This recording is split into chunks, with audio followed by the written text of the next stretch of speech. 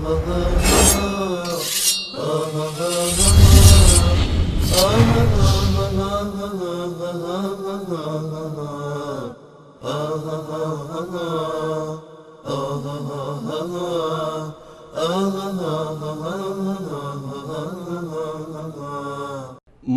ثابت کردیم در وصال حق که آیت الله قزوینی یک دروغگوه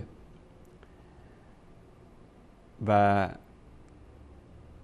حاضریم به خاطر اثبات این مسئله با هر کسی که به نمایندگی از ایشون بخواد زنگ بزنه ساعت‌ها بحث بکنیم. یک نماینده تعیین کرد، یک مخنثی رو باهاش صحبت کردیم 1.5 ساعت در مورد دروغی که در مورد امام ذهبی گفته بود که محمد بن اسماعیل بخاری رو ثقه نمیدونه امام ذهبی، که نتونست ثابت بکنه و فرار کرد و تا قیامت هم نمیتونن از این دروغ قزوینی دفاع بکنن و این دروغی که در مورد شیخ الاسلام ابن تیمیه گفته همچنان و دروغ‌های دیگری که بارها پخش کردیم در اینجا.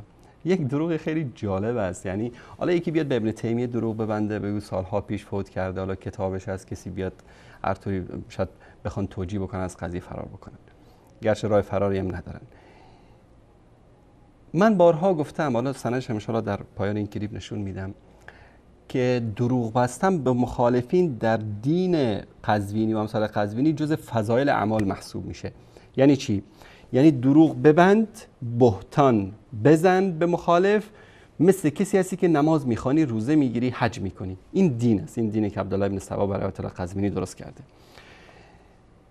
این مطلب رو قبل از اینکه به این کلیپ رو نشونتون بدم یک نکته رو اشاره بکنم که ما مسلمانان به این اعتقاد هستیم که الله سبحانه و تعالی به علم خود در همه جا هست، حاضر و ناظر است. علم الله سبحانه و تعالی با علمش از همه اماکن دنیا، زمین و آسمان ها، همه جا الله سبحانه و تعالی مطلع است. اما با جسم و ذاتش الله سبحانه و تعالی در هر جا هست. این یک عقیده کفری است، عقیده حلولی است و این فکر گمراه و گمراه کننده و باطل است و در این مورد بحث‌های مفصل شده و در برنامه‌ای که در مورد عقیده چیزا بوده اساتید صحبت کردن.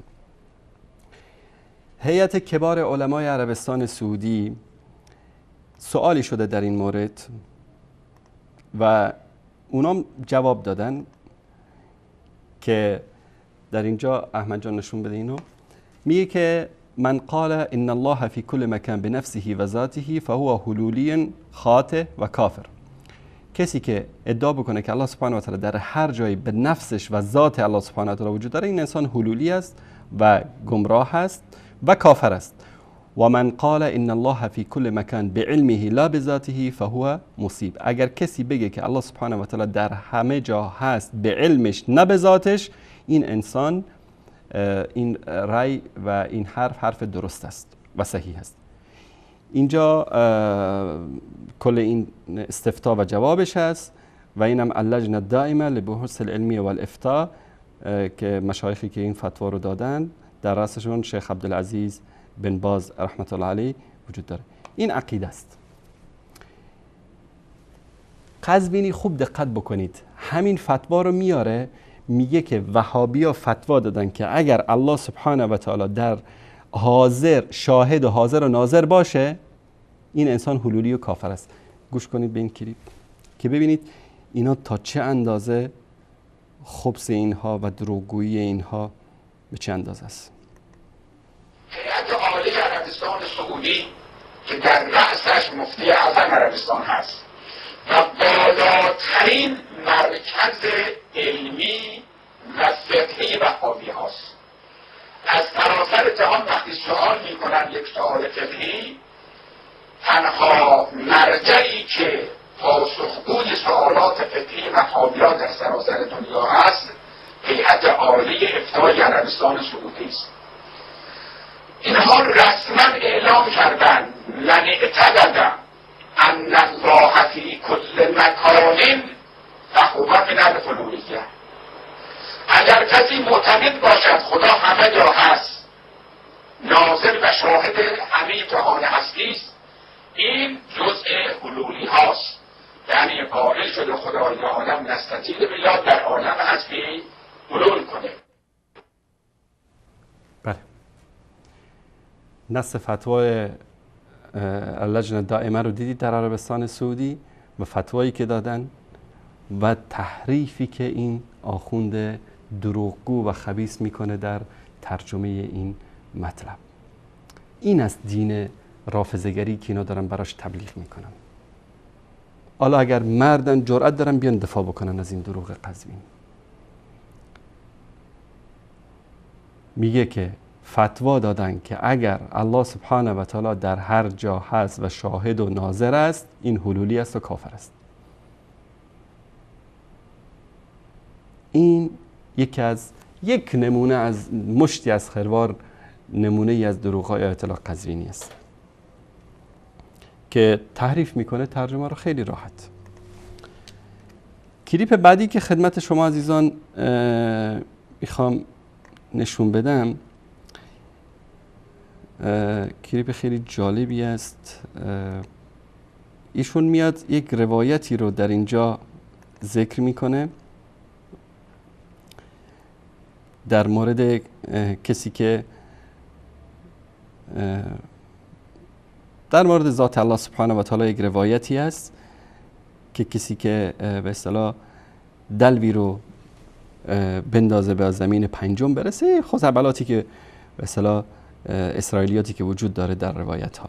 این رو میاد از مجمع الزوائد و منبع الفوائد ذکر میکنه و در این روایت هیثمی میگه که اینجا راوی این مسئله متروک الحدیث است و اما قزوینی ببینید که چی میگه. خیلی جالب این کلیپ، ببینید خواست این آخوند رو.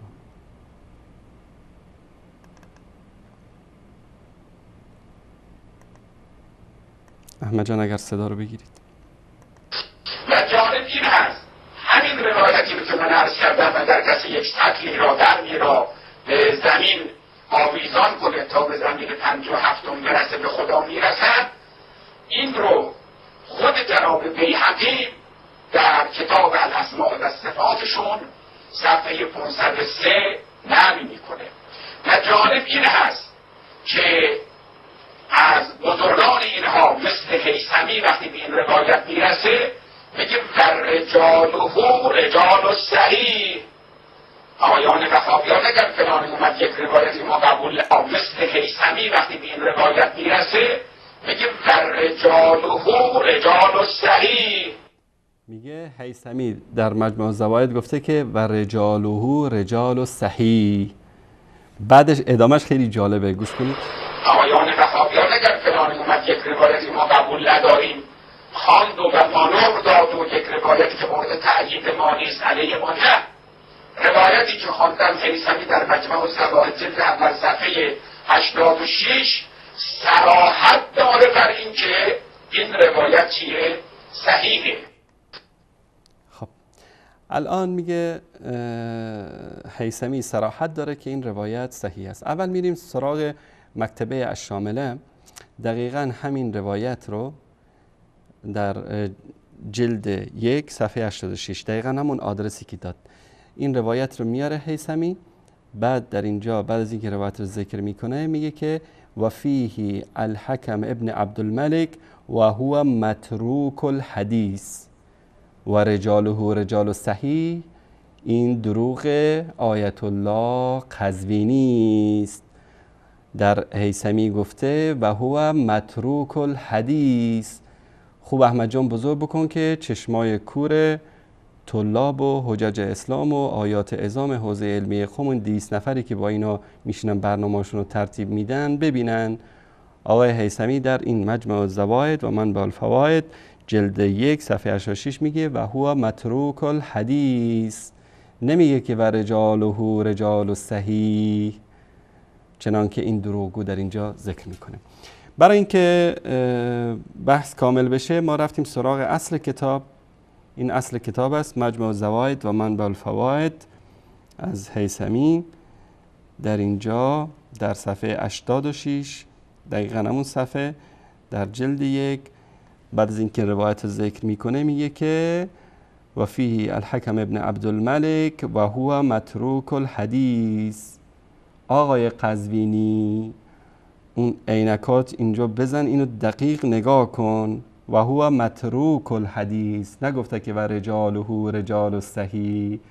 نمیدونم که اینو از شکم خودت آوردی یا از شکم مکارم شیرازی. علی کل حال نشان دهنده دروغگویی این آخوند حیله‌گر دروغگوی مکار است که امیدواریم الله سبحانه و تعالی این رو با عبدالله ابن سبع یهودی یک جا محشور بکنه.